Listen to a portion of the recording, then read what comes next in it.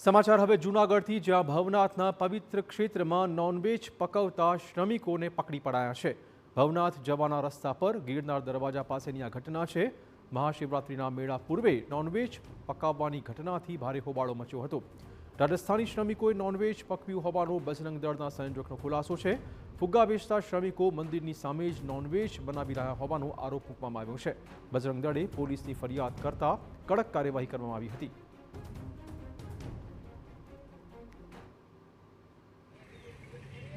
Bhavnath gate છે ની બાજુમાં રાજસ્થાની લોકો દ્વારા એક મચ્છી મટન બનાવતા હતા। અમારા કાર્યકર્તા અહીંથી ગુજરેલા એટલે એને ધ્યાનમાં આવતા મને જાણ કરેલી।